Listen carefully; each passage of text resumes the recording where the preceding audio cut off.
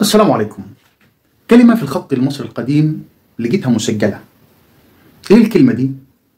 الكلمة دي بننطقها بعدة أشكال حاليا، بعدة لهجات، لكن المعنى واحد. يا ترى ايه هي الكلمة دي؟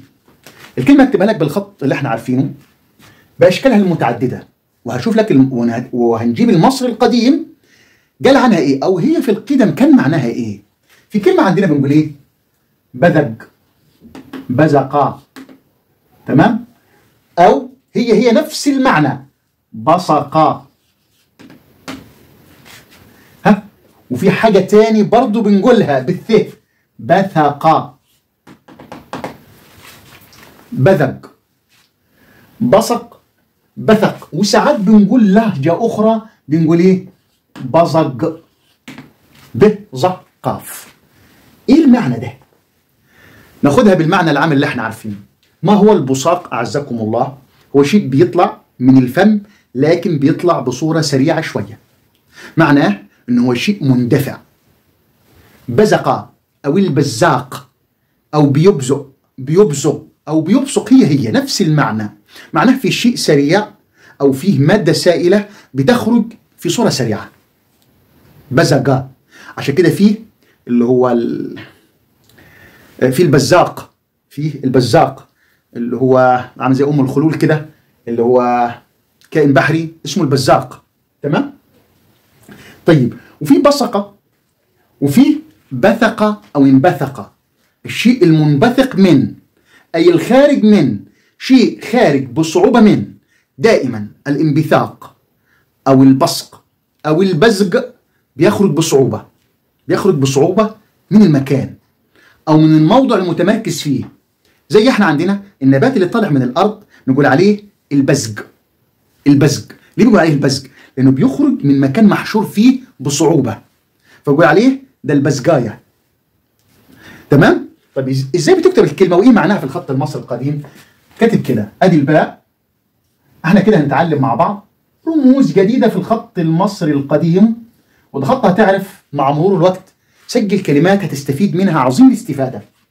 دي الباء، وادي الحبل ده ليه عدة منطوقات. خد كل المنطوقات اللي هنا، زين وصاد وث وظا، والله بيتنطق كل دول، بيتنطق كل دول. شوف انا جبت لك رمز واحد اهو في كم منطوق. هتعرف ازاي؟ بالكلام اللي انت بتنطقه حاليا. يبقى دي با صا او با زا او با ثا. فين القاف او الكاف؟ هي برضو بتنطق بلهجتين، دي كاف او قاف. والله في الخط المصري القديم كده عندي راسة، السلة دي بتنطق قاف او كاف، في تبادل في اللفظ بين القاف والكاف. طبعا عندك اللي عم بيقول لك دي كاف فقط، لا دي قاف وكاف. ايه المخصص؟ شيء عامل زي الرأس كده. هو مش رأس، هو شيء بيعبر عن شيء محبوس في الداخل، شيء بيعبر عن شيء محبوس في الداخل. فينطق ايه؟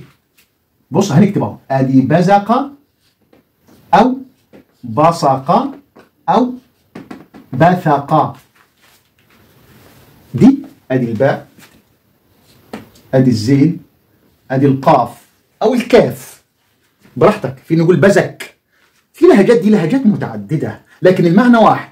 في كل اللهجات دي المعنى واحد. ايه معناها؟ هو اندفاع شيء بسرعة من مكان محبوس، شيء مندفع. هأكد لك ان المعنى ده اللي جبته لك صحيح زي ما مكتوب في القاموس. ماذا قال المصري القديم؟ سجل المصري القديم عن بصق وبزك او بزق، قال لك دي معناها القلب، فكتبها بحالة اخرى كده. ادي الباء،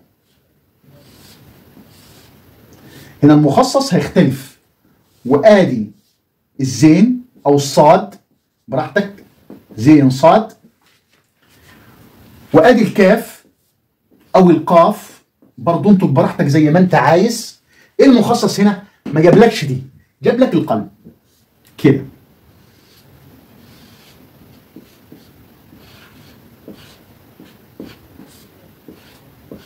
القلب ده هو سماه ايه؟ سماه هيرت، قلب يعني قلب. طب ليه هو قال على القلب بزق؟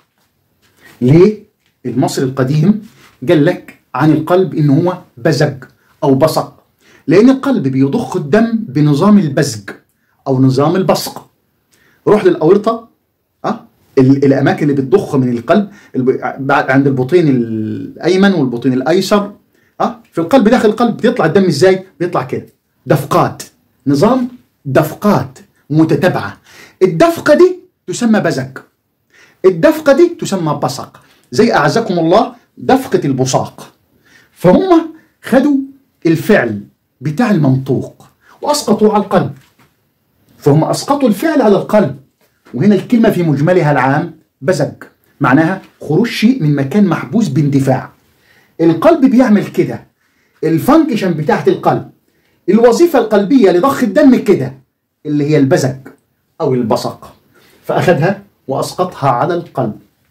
ده بيرمز للقلب، واسمه في المصرية القديمة طبعا هنا لا ينطق لأنه مخصص، اسمه إب أو يب، يبقى إب أو يب. ودي قاف أو كاف، وعندنا دي باء.